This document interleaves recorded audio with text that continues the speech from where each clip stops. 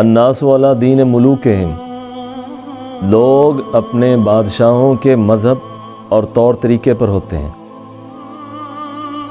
دوسری بات یہ ہے کہ الملوک علی دین الناس، بادشاہ بھی ویسے ہی ہوتے ہیں جیسے لوگ ہوتے ہیں۔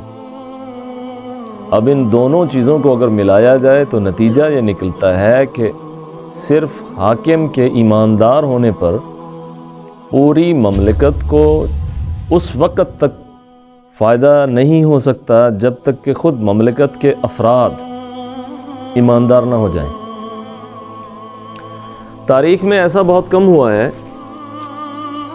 کہ رعایا یا مملکت کے افراد ایماندار اور نیک ہوں اور ان پر برا حاکم مسلط ہو جائے، یا مملکت کے افراد اور رعایا خود بد ہوں اور ان پر صالح حاکم مسلط ہو جائے۔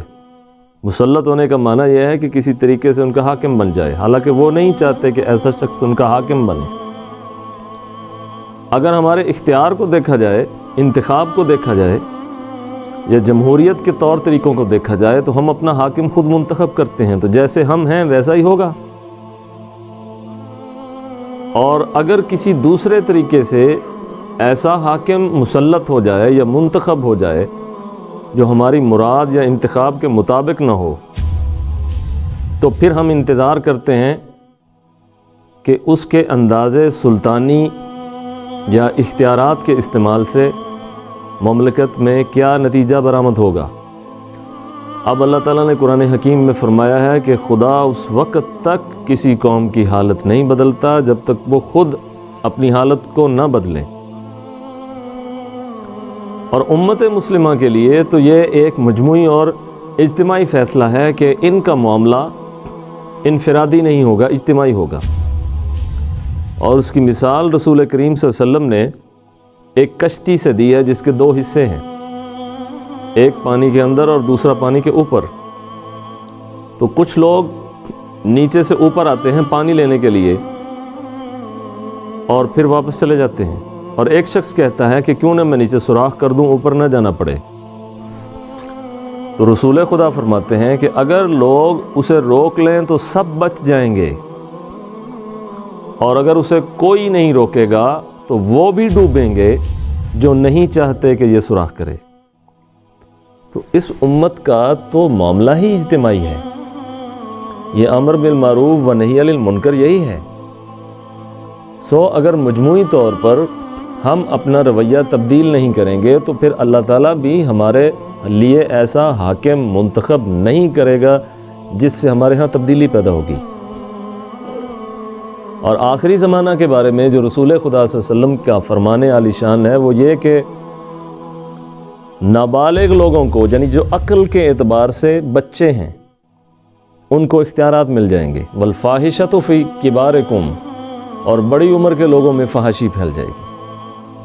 تو اس وقت ہم دیکھتے ہیں کہ ہمارے اصحاب اختیار و اقتدار اگر وہ لایعنی امور میں مشغول ہیں تو ہماری قوم بھی مجموعی طور پر انہی امور میں مشغول ہے، مبتلا ہے۔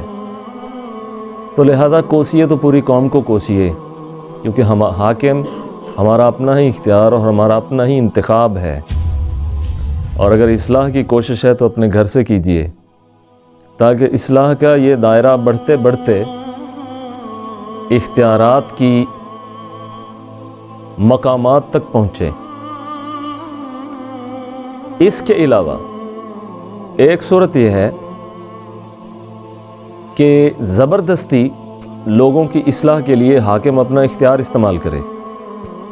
اس طریقے سے بھی اصلاح بعض اوقات ہوتی ہے، لیکن اگر لوگ نہ چاہیں تو یہ ایک مشکل کام ہے، اور تاریخ میں ایسا بہت کم جگہ ہوا ہے، جہاں ہوا ہے وہاں بہت اچھے نتائج بھی نکلے ہیں۔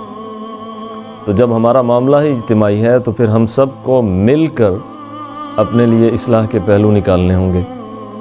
میں اگر کہوں کہ ہمارا حاکم کرپٹ ہے اور اس کرپٹ کو سزا ملنی چاہیے، تو اگر میرے قریبی دوستوں میں سے یا میرے پیاروں میں سے بھی اگر کوئی کرپٹ ہو تو میں اسے سزا دینے کے لیے کہیں بھی درخواست تو دور کی بات، اگر اسے سزا دینے کا کہیں ماحول پیدا بھی ہو جائے تو اس کا ضامن یا ضمانتی میں خود بن جاؤں گا۔